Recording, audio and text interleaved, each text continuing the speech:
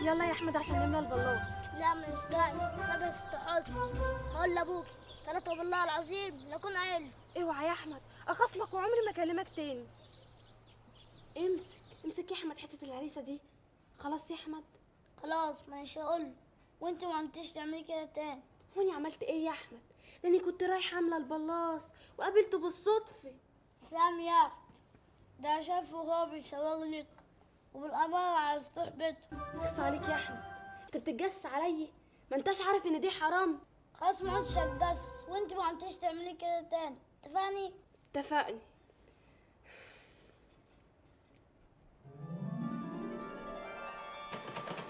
واللي كان المفروض هيجي بعد اسبوع عدى يجي شهر على ما جه. وخلال الشهر ده حسنى كانت على اعصابها. عدلي ايدك يا حسني، الخياطه ميت. اعذريها يا خالتي، بالها مشغول. بس يا بنت الكتم. عندك حق، ما هو قال جاي بعد اسبوع. فات اسبوع وراه اسبوع واسبوع كمان ولا حس ولا خبر. يمكن هيستنى لما يخلص ويرجع. ما حدش راجع من الجيش. حسن اخو الواد مجعي ما رجعش وراه.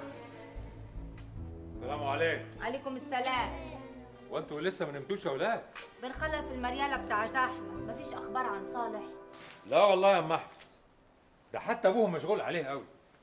بيقولوا في حرب في فلسطين. محدش من شبان البلد رجع من الجيش.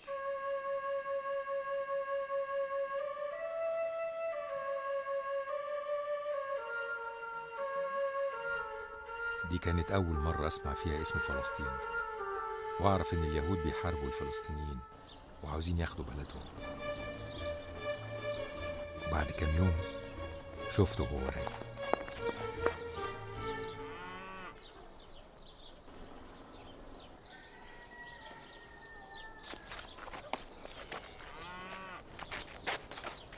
مالك؟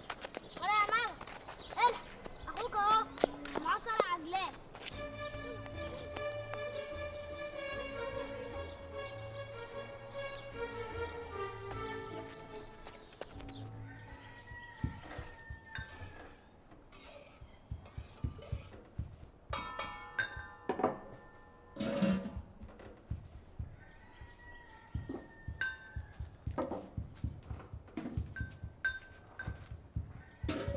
حسنى حسنى حسنى. ايه يا ويلة مالك مسروع كده ليه؟ صالح عجلان ماله صالح يا احمد؟ رجع من الجيش. شفت رجع مع حسن اخو الواد مجعي. وجيت تقول لي جري يا ضنايا. انا عارفك انك مستنيه على نار يا اختي. صح يما؟ ايوه امال صح يا احمد. عقبال يا ولا ما نخطب لك انت التاني. تكتبي له ايه يا خالتي؟ مش لما يخش المدرسه الاول. ما هو خلاص اهو يا بنت، ما عادش حاجه يبقى افندي قد الدنيا. حطي لي مخلة الكتب بتاعتي يما. مخلة ايه يا احمد؟ اسمها شنطه. قولي للعيال بيقول عليها ماهر. مالكيش دعوه انت. اني خيرتها لك يا حبيبي، ما تشيلش هم. يوم دخولك المدرسه هتبقى جاهز من مجاميعه ان شاء الله. الفرحة اللي كانت على وش حسنى في اليوم ده كانت فرحة كبيرة قوي.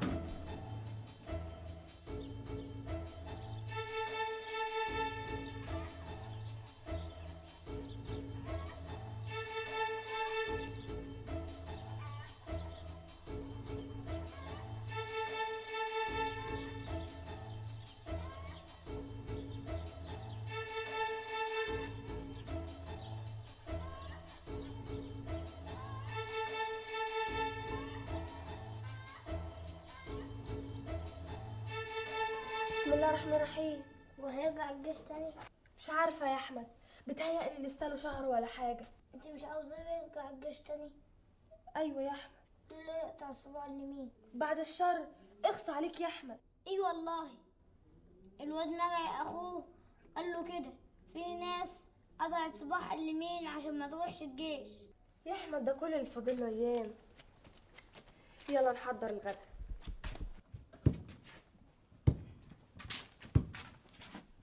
شفتيه يا اختي واطمنتي؟ الله، جرابت ما تخليكي في حالك. اللي هنتعشى ايه يا خالتي؟ احنا ولا بسلامته؟ الله، وبعدين يا خالتي؟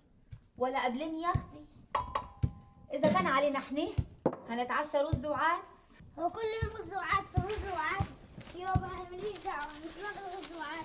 امال عايز تاكل ايه يا ابن نعمان؟ لحمه ياما. او النبي ياما، احنا من زمان ما كلناش لحمه ولا ضفر. اظن جاتلك على الطبطاب دي يا حسني. انا ما قلتش حاجه يا خالتي. طيب يا اختي روحي امسكي دكر البط اللي بنزغطه. يلا يا احمد ننزل تاكل البطل وانت.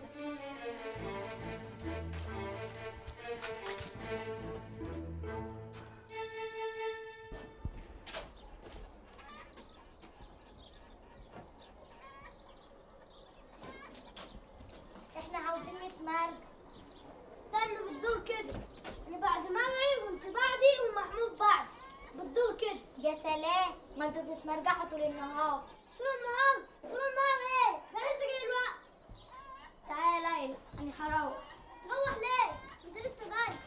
هلحق مع فيها حسان، بس مسافر بكره على فلسطين. فلسطين؟ اه والله، رايحين يحاربوا هناك. طب هما رايحين يحاربوا، هتروح تعمل له ايه؟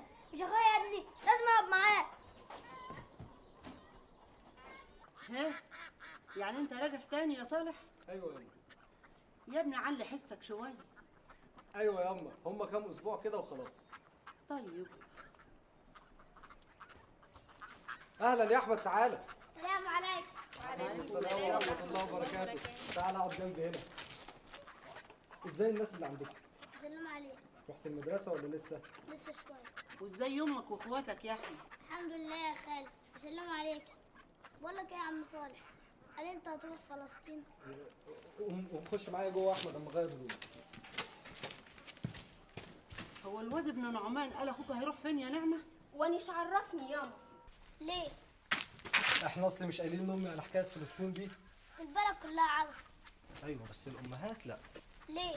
عشان ما يقلقوش. انت عارف الحريم قلبهم ضعيف يا شيخ احمد. ايوه صح، يعني انت رايح تحارب زي حسن اخو الواد مرعي؟ ايوه امال، احنا الاتنين في واحده ورايحين مع بعض. رايحين تحاربوا؟ امال يعني رايحين نتفسح يا شيخ احمد؟ تحاربوا مين؟ اليهود. ليه؟ لانهم خدوا بلد الفلسطينيين وطردوهم وشردوهم وقتلوا منهم ناس ياما. الفلسطينيين دول مسلمين زينا؟ ايوه يا احمد، وعرب زينا بالظبط. مش كده وبس، ده كمان في ناس كتير قوي من بلدنا هنا اصلهم فلسطينيين وشوام. عارف يا احمد، زمان كانوا العرب كلهم بلد واحده. لما تروح المدرسه وتقرا التاريخ هتعرف الحاجات دي كلها. عارف يا عم صالح، انا نفسي لما اكبر احارب اليهود زيكم. هيكونوا انكشحوا ورجعوا بلادهم تاني. دول شويه عصابات يا احمد، واحنا جيش نظامي. اسبوع ولا 2 نروح نطردهم ونرجع. طيب انا ماشي بقى. ما قلتليش حسنى ازاي؟ كويسه. بقول لك ايه، ما تتعشاش هنا. ليه؟ عاملين لك دكر بط، امي بتزغطه بقالها يجي سنه. ماشي يا عم احمد، نتعشى مع بعض الليله. فلسطين ايه بقى؟ دول بيقولوا الجيش راح خلاص. لا يا عم نعمان، الوحدات بتتجمع كلها لسه. يعني انت هتروح برضو يا صالح؟ ان شاء الله، بس مش هناخد وقت. وبيقولوا عندنا في الجيش ان في جيوش عربيه تانية هتخش معانا. واليهود دول عاوزين ايه من فلسطين؟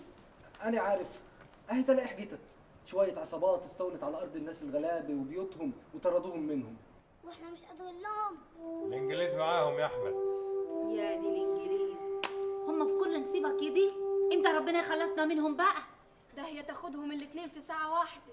وديه معناه ان احنا هنأجل الدخل شويه. لا يا عم نعمان، احنا على ميعادنا ان شاء الله. الحكايه مش هتاخد اسبوع ولا 2 ونرجع على طول. انت هتضربهم بالبندقية؟ لا، بالمدفع يا احمد. انا تسليحي مدفعيه. مادام بالمدفع يبقى تخلصوا بالعجل وترجعوا. تاني يوم سافر صالح فلسطين، وبعدها بيوم أو يومين مش فاكر دخلت المدرسة.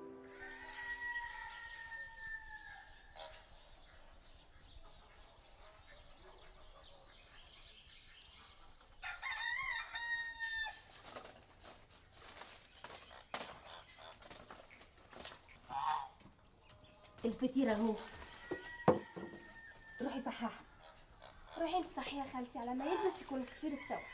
طب ما تحطوش في الفرن لما يهدى شوية عشان ما يتشعوطش. أحمد قوم يا ولا عشان تروح المدرسة. مريالة فين؟ المريالة في ايدي اهي، يلا قوم بقينا الصبح. مرعي جه. لا لسه ما جاش. يلا قوم عشان تتشطف وتفطر. يلا خلصني. بسم الله الرحمن الرحيم. مش هتيجي تفطر يا حاج احمد؟ لا مش هلحق عشان اتاخر. اخر على ايه يا هالي؟ ما لسه بدري. المدرسه بتخش الساعه 8 والساعه لسه ما جاتش 7. أنا هديله فطيرة ياخدها معاه وهو رايح. يلا يا سيدي، ادي الصندل الجديد بتاعك اهو. البس، هات رجلك. صندل ايه ياما؟ انا عاوز جزمه زي كل العيال. لما يدخل الشتي هبقى اجيب لك الجزمة. يلا بقى بلاش لكاع، ده غيرك بيروح بالقبقان. بص يا ياما انا عاوز جزمه. وبعدين بقى يا أحمد، امسك يا حبيبي. دي تاكلها الوقت، ودي احطها لك في الكيسة بتاعتك تبقى تاكلها في الفسح، فاهم؟ يلا يا اوعى حبيبي. حد ياكلها منك، خلي بالك من نفسك. تحب اجي اوصلك للمدرسه؟ لا ماما هيجي ونروح سوا. يا احمد، احمد يا عربي. ايوه جاي اهو. على مهلك يا احمد، على مهلك.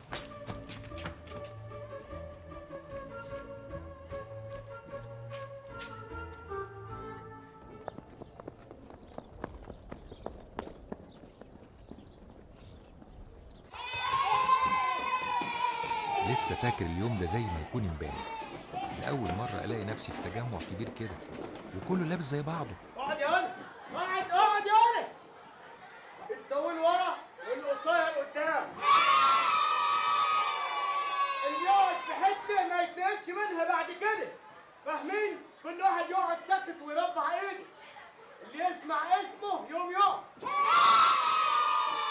انا بقول اسمع اسمه يقوم يقف. اقعد يا حمار انت، اقعد.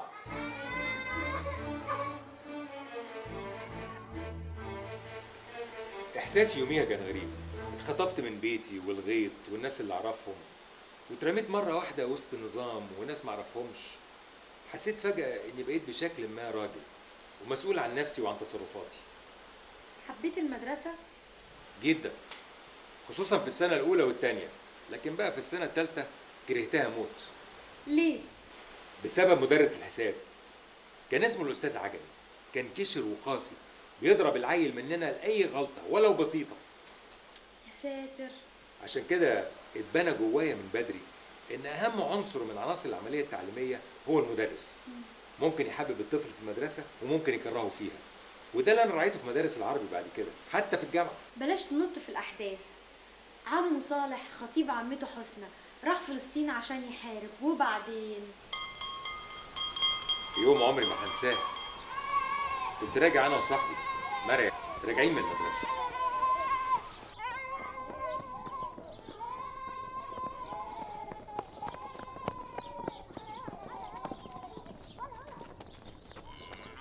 سيبني من هنا لحد البيت اسافر.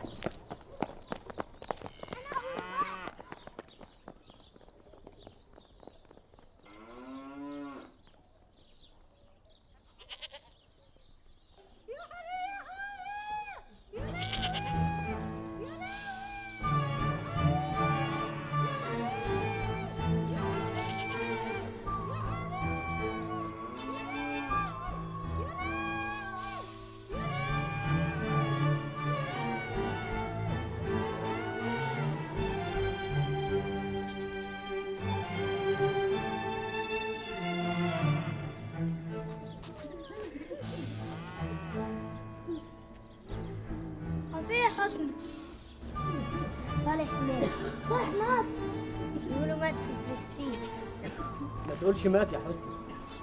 عمكم صالح استشهد في فلسطين يا اولاد. يعني ايه استشهد يا عم علي؟ يعني ما ماتش يا مرعي. وربنا بيقول في كتابه العزيز: بسم الله الرحمن الرحيم: ولا تحسبن الذين قتلوا في سبيل الله امواتا بل احياء عند ربهم يرزقون. صدق الله العظيم. انا هرجع البلد تاني يا عم علي. لا يا احمد، مش هيرجع تاني يا حبيبي. عمكم صالح دلوقتي فوق في الجنة مع الشهداء والأبرار، واحنا مش لازم نعيط على الشهداء، لازم نفرح لأنهم هيخشوا الجنة.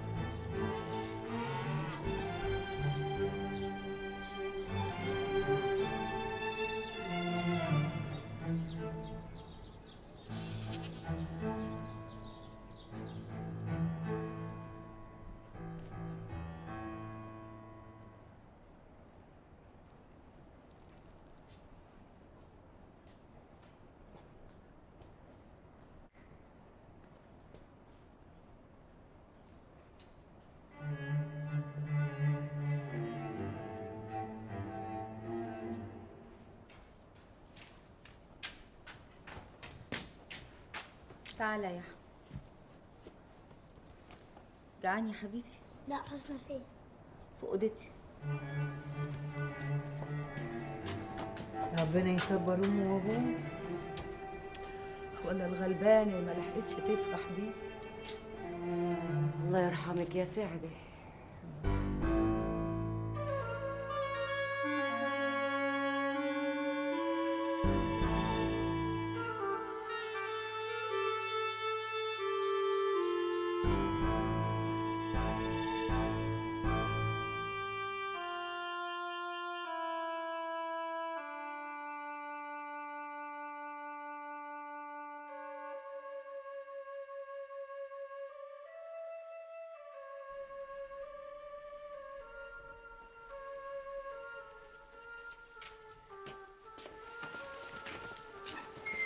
صالح مات يا احمد. ما تقوليش ميت، قولي استشهد. عارفة يعني ايه استشهد يا حسنى؟ قول لي يا احمد. يعني ما ماتش. ربنا بيقول ايه؟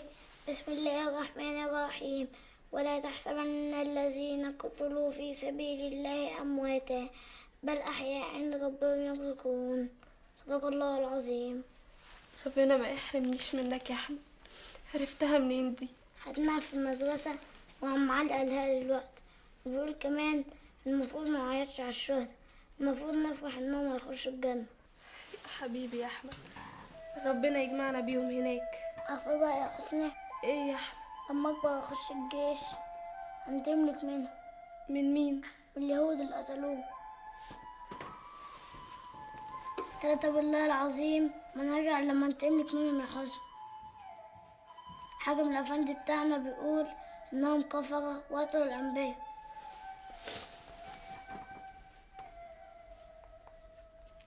كانت أول مرة في حياتي أشعر بالحزن، أشوفه وألمسه. صورة عمرها ما هتغيب عن خيالي. طب كفايه كده.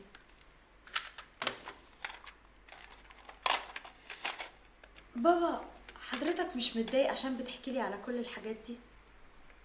هو الحقيقة في الأول كنت متضايق، يعني مش متضايق، ما كنتش مستريح، لكن شفت إنها لعبة أهرب بيها من مشاكلي. لكن شوية شوية انسحبت معاكي جوه اللعبة. عارفة يا ريم، في حياة كل بني آدم مننا أسئلة كتير قوي محتاجة الإجابات. يا إما بينسى يجاوب عليها، يا إما ما بيرضاش يجاوب عليها ويسيبها كده من غير إجابات. علشان ما يواجهش نفسه؟ بالظبط. يعني افهم ان دي فرصة للمواجهة؟ الصدق؟ أيوه. طب وجودي انا شخصيا في المواجهة دي مش عامل لك اي مشكلة؟ في الأول كان عامل، لكن كل ما كنا بندخل في الأحداث كان بيبقى الأهم الإجابة على الأسئلة المطروحة. طب تصبح على خير. بونوي. ما قلتليش الكلام اللي أنت سمعتيه وسجلتيه ده عمل فيك إيه؟ يوه، حاجات كتير دي عايزة لها قاعدة يا دوك. طب ما تقعدي تقولي لي. عارف يا بابا، انا حاسه احساس غريب كده، بس ما تضحكش عليا. مش هضحك عليكي. ها قولي لي. حاسه اني كبرت مره واحده وبحسد نفسي قوي يا بابا. عارف، انا صعبان عليا اخواتي وزميلاتي حتى ماما. ليه؟ لانهم مش عايشين التجربه اللي انا عايشاها. طب مش تستني قدام شوية، يمكن تلاقي حاجات ما تعجبكيش. بابا، انت تجربه غنيه غنيه قوي. انا مش قادره اوصف لك احساسي عامل ازاي وانا بقرب من ناحيتك. غريبة، مع انك كنت ابعد واحدة من بناتي. من بره بس، لكن انا كنت بحاول اقرب منك من بعيد وراقبك. بابا، انت كنت بالنسبه لي جبل عالي مش قادره افهمه ولا اجيب اخره، بس كنت دايما بحاول اقرب منه واتامله. تقربي مني ده ايه؟ ده انت الوحيدة اللي اعلنتي التمرد عليا من بدري. انت الوحيدة اللي رفضتي تركبي العربية بتاعتي والسواق شغلك. كل ولادي بيسمعوا الكلام الا انت. بقى بنت احمد العربي تخرج من البيت راكبة عجلة وعلى ظهرها شنطة كحيانة وتروح بيها المدرسة. انا شنطتي كحيانه دي جميله. طب اسمعي بقى، ما دام احنا قاعدين قعدة صراحة كده، ممكن تقولي لي كنت بتعملي كده ليه؟ يمكن كنت بقلدك. تقوم تعصي اوامري؟ لا، اني اعمل الحاجه اللي انا مقتنعه بيها مش اللي الناس عايزيني اعملها. انت عارفه حكايه البسكليته دي فكرتني بحادثه مهمه جدا، يمكن تفسر لك حاجه عن شخصيتي. حابب تحكيها دلوقتي؟ ايوه. مش تعبان؟ لا. طب افرض بقى ان انا تعبانه. خلاص نخليها لبكره. لا لا لا لا، انت صدقت ولا ايه؟ اتفضل معليك. طب مش ناكل الاول؟ ايه ده؟ انت لحقت الجوع ولا ايه؟ انت هتفرضي وصايتك عليا، عايز اكل. طب خلاص ما تنرفزش نفسك، بس على شرط. اكمل مش كده؟ يلا بقى، هنطلب الاكل هنا ولا ننزل ناكل تحت؟ هننزل ناكل تحت، اتفضلي. طب استنى ما اشغل الكاسيت. اتفضلي. يلا بينا. الحكايه اللي هحكيها لك دي ممكن تديلك فكره عن شخصيه احمد العربي. افتكرتها لما اتكلمنا عن حكايه البسكليته بتاعتك. كانت بسكليتة برضو؟ لا، كانت مرجحه. واو، مرجحة؟ انما ايه بقى؟ حته حكايه. انا سابق قلت لك قد ايه انا حبيت المدرسه لما كنت في سنه اولى وثانيه وثالثه. سنه رابعه بقى كرهتها. جالنا مدرس حساب جديد كرهني في المدرسه وفي الدنيا بحالها. حساب. كان عامل زي الديك الشركسي وفي ايده عصايه عاملها لنا مخصوص يضربنا بيها.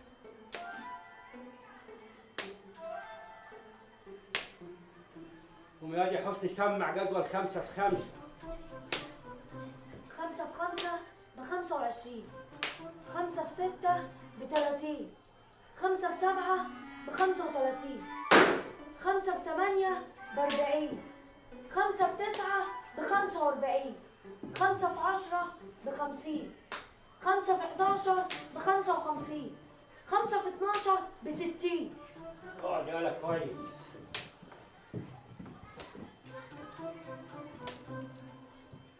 منظره وهو بيدور وسط التخت وبيضرب ايده بالعصايه كده كان بيخلي جتتنا تقشعر، واللي حافظ ينسى.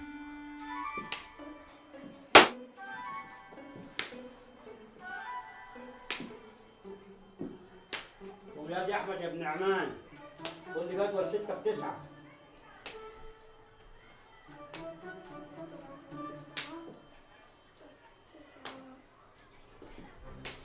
ها، اظني ما حفظتش. لا والله يا فندم حافظ جدول لغايه 10. امال ايه؟ ساكت ليه يا ولا ما تنطق؟ اصل ايه يالا؟ اصل ايه؟ افرد ايدك يالا، افرد يا ايدك يالا، افرد يا حبيبي، افرد. كان شخصيه ساديه ايه اللي بيهاد ايدك يالا؟ زي ما يكون اتخلق عشان ينتقم مننا. افرد يالا، افرد ايدك يالا كده، افرد. تعال اي افرد يالا. انا لسه عملت حاجه؟ افرد يالا. افرد ايدك يالا. يا حبيبي، إلهي ينشك في إيده البعيد. تعالى يا خالتي شوف الراجل المفتري عامل إيه في أحمد. ايه يا ولا مالك فيك ايه؟ الأفندي بتاع الحساب شرح له إيده بالعصاية. يا لهوي، وريني يا واد كده. يا قلب امك، لازم يا واد ما كنتش حافظ. لا والله ياما حافظ. مش هي مسمعلي جدول الضرب اللي امبارح يا حسني؟ أيوة يا أخويا مسمعهولي. وهي حسنى هتعرف جدول الضرب منين بس؟ خديه يا حسنى، حطي له عليهم شويه مرهم يدبلها له. إلهي تنشك في ايدك يا فندم الحساب يا ابن حواء وآدم. قلت لك يا عائلة الواد مش بتاع علام. مش بتاع علام ده ايه؟ الولا شاطر يا نعمان، لولاش بس الافندي بتاع الحساب دي اللي عامل زي الديك الشركسي هو اللي متقصده. متقصدوا ليه؟ في بينهم طار. الواد ابنك ده احسن حاجه ليه يسيب المدرسه ويجي يشتغل معايا في الغيط. ده كلام برضو يا ابو احمد، ده احنا ما صدقنا ان الولا بقى في سنه ثالثه. وبعدين الواد حلو وعقله نضيف. ولما هو عقله نضيف كان ليه المدرس يضربه لغايه لما يورم له ايديه بالشكل دي؟ مفتري وما عندوش ضمير. ما تعدي عليه يا اخويا في المدرسه توصيه على الواد وتقول له يخف عنه شويه. لا مش هعدي عليه يا عائلة، والواد ده اذا ما كانش عارف يكمل في المدرسه بمجهوده يسيبها. انا بقول لك اهو، انا لا كنت متعلم ولا ابويا الله يرحمه كان متعلم، وما احناش وحشين يعني. ولا انت ليكي راي تاني؟ لا طبعا، الرأي رأيك يا ابو احمد. وانت خليتي لي رايي ولا نيلي؟ ما انت دخلتي الواد التاني راخر المدرسه، وانا هعرف اجيلك في جنبي يا بنت المركز؟ بكره اما تشوفهم حواليك محترمين ومالين مراكزهم هتدعي لي يا ابن الكفر. لا هو انت ناويه تخليهم يكملوا علامهم في المدرسه يا وليه؟ ايوه امال، ربنا يخليك ليهم ويتربوا في عزك. امال ايه يا اخوي؟ طب اسمعي بقى، اي واحد فيهم يسقط ولو سنه واحده 3 بالله العظيم. ما تحلفش. لا هحلف، والله والله والله اي حد فيهم يسقط ولو سنه واحده يسيب المدرسه على طول ويجي لي على الغيط. انا قلت اهو.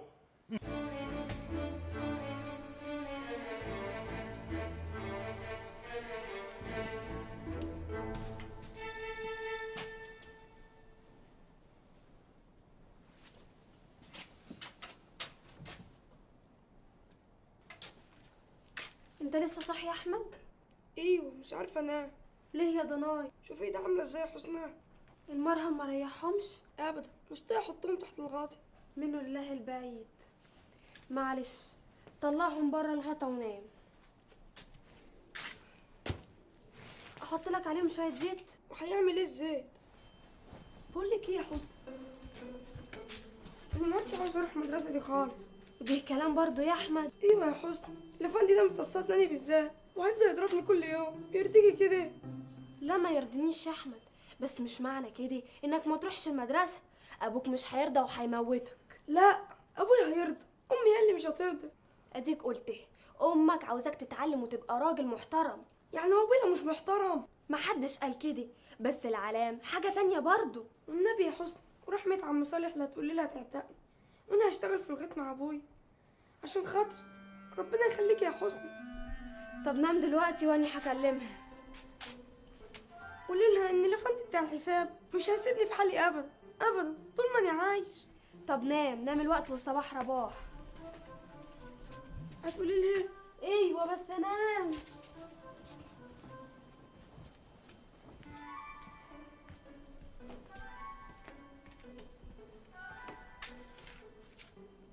لو انت هتفضل معلقهم كده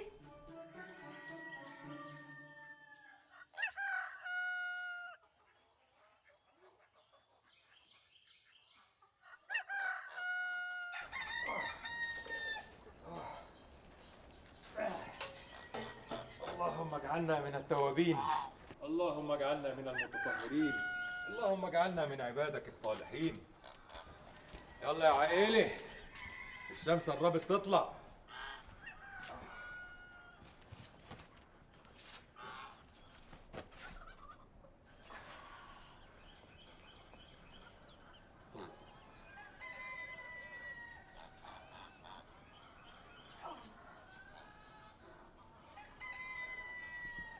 صباح الخير. الله اكبر. صباح الخير يا حسني. صباح النور يا خالتي. الولا احمد صحي؟ لا لسه، اخش اصحيه؟ لا سيبيه ينام له شويه على ما نخلص. الواد مش عاوز يروح المدرسه. يا اختي سيبك منه. ليله امبارح ايديه كانت وجعاه ما عرفش ينام وحلفني كتير عشان اكلمك. تكلميني في ايه؟ مش عاوز يروح المدرسه. ده عشم ابليس في الجنه. الواد ده بيتدلع يا حسني. 3 بالله العظيم ان ما اتعدل لكم مدياله علقه يحلف بيها طول عمره. ما هو الافندي بتاع الحساب ده ملوش حق برضه. هو العلام يبقى بالطريقه دي؟ يا اختي ما انا قلت لابوه يروح يكلمه مرضاش. طب ما تروحي انت يا خالتي. يا لهوي، اروح له فين يا بيت؟ انت اتصبتي في نافوخك؟ تروحي له مدرسه. ايه؟ لا ليه؟ لا هو عيب ولا حرام، لحسن الواد يهرب المدرسه. لا يا حسنى لا، ابوك يزعل يا بيت. لا يا اختي لا. يلا يا عائلة، اتأخرت. حالا يا اخوي، الفطير كان بيطلع اهو. الهنا والشفا. الله يهنيك. بسم الله الرحمن الرحيم. يا ولاد يلا هتتأخروا على المدرسة. يا أحمد يا محمود. نعم ياما. صح أخوك يا ولا. مش انا ياما. يمكن يكون راح الحمام. يلا قوم أنت. ما هوش في الحمام، أنا لسه جاي من هناك. الله، أمال هيكون راح فين يعني؟ الولا عندك يا حسني؟ لا. طب شوفيه كده في الزريب. وايه بس اللي هيوديه في الزريبه؟ لا امال هيكون راح فين بس؟ يا احمد، يا واد يا احمد. مش في الزريبي. يا لهوي، الواد مش في البيت خالص. مش في البيت خالص؟ امال يعني هيكون راح فين؟ يمكن بدر وراح المدرسه. مدرسة؟ مدرسة ايه؟ مريالته على السرير والجزمة كمان موجودة. ما شفتوش اخوكوا يا ولاد؟ اطلعي يا نجاة شوفي اللي يكون نايم فوق.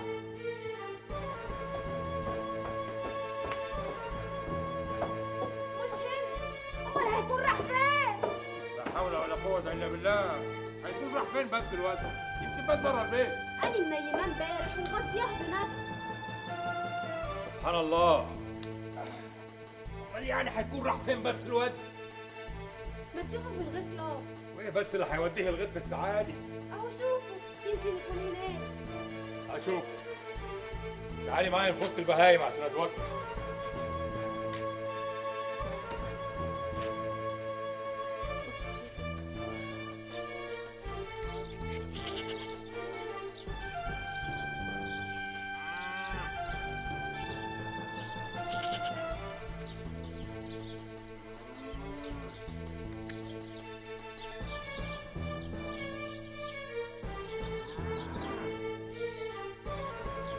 عائلة بدي عائلة راح فين الولاد؟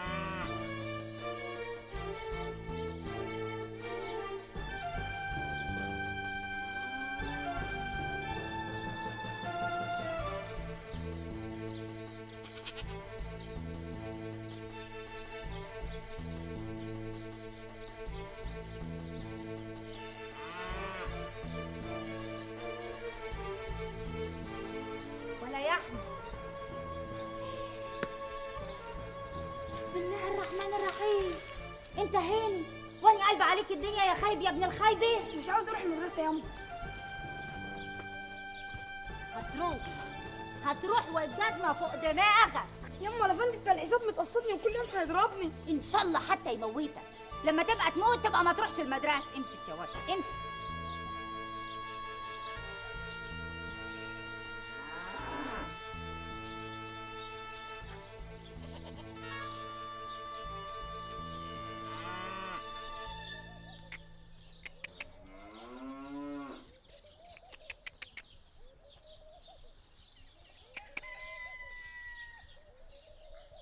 ايدي ما بتردش عليا ليه يا وليه؟ يلا يا ولا. أنا قلت من الأول الواد ده ملوش في العلام. تعال. تعال.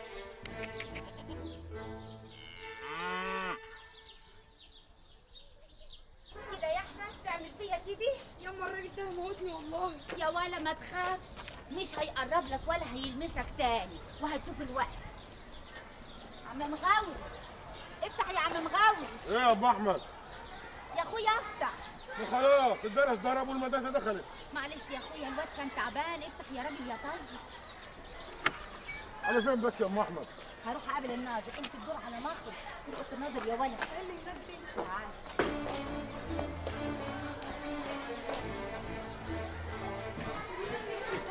يا واد هتيجي معايا تعالى ما تخافش.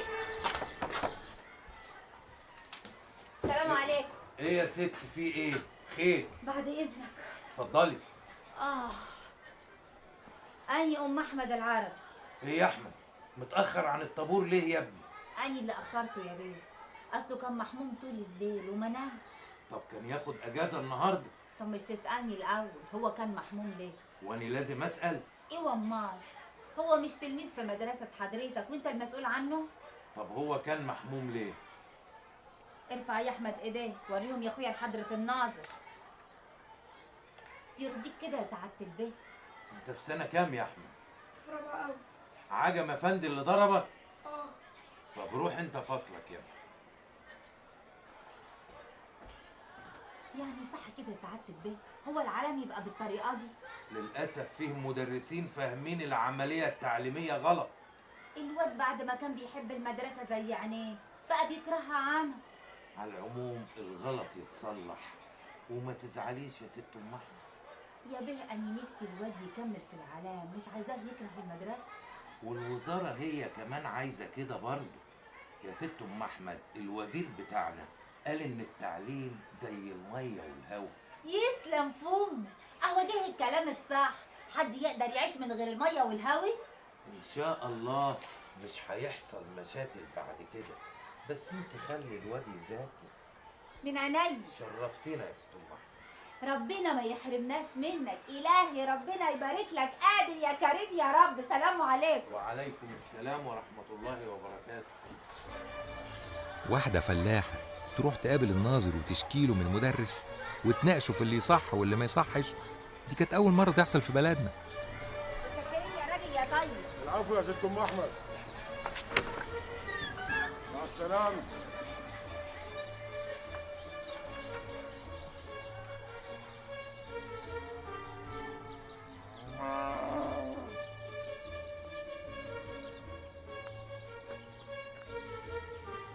الله، جميلة قوي إننا عائلة يا بابا.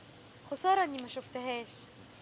أمي كانت سابقة زمانها، البلد كلها كانت لسه ابتدت تطلع وتحدث نفسها، والتعليم كان لسه ابتدى يدخل القرى. طب عمل إيه الأستاذ عجمي؟ هو الأستاذ عجمي بس؟ العيال كمان ما سابونيش، بقيت مقلسة المدرسة كلها. وبعدين؟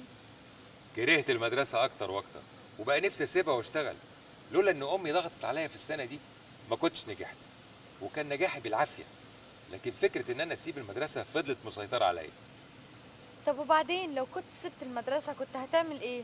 أشتغل، أكسب فلوس تقنع أمي إنها توافق. المهم السنة دي كان رمضان جاي في عز الصيف. طب وكنت بتصوم؟ أيوة طبعا، مع إنه كان بيبقى يوم صعب جدا. في السنة دي كان رمضان جاي في عز الصيف والدنيا حر، وقبل المغرب بيبتدوا يحضروا الفطار.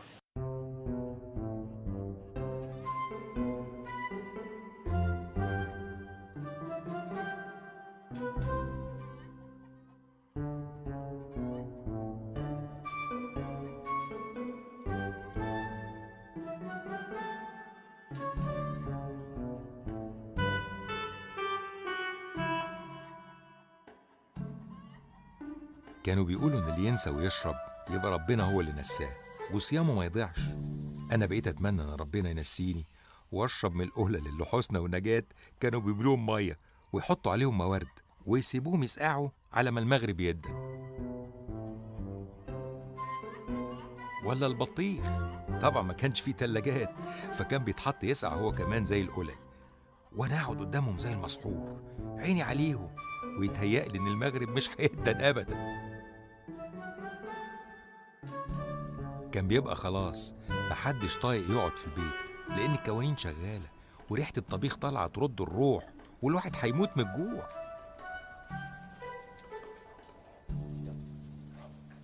حرام حرام كده يا واد يا أحمد. لو مش قادر على الصيام افطر. لا، افطر ايه؟ ده ما عادش حاجه على المغرب.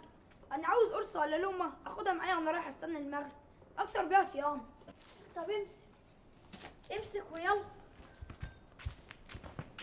ليه كده يا بنت يا نجاة؟ هتتسد نفسه مش هيعرف يفطر. يا غلبي منكم. امسكي.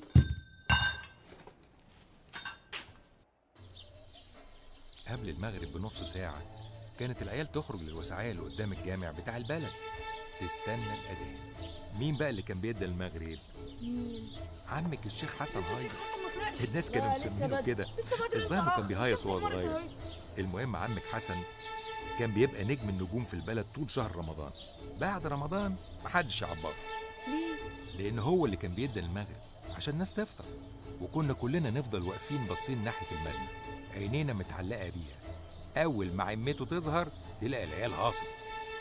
بعد كده يمد إيده في جيب السديري يطلع الساعة ويفتحها، نسمع تكة الغطا وهو بيتفتح ويبص فيها. وفين بقى لما يرفع ايديه حوالين ودانه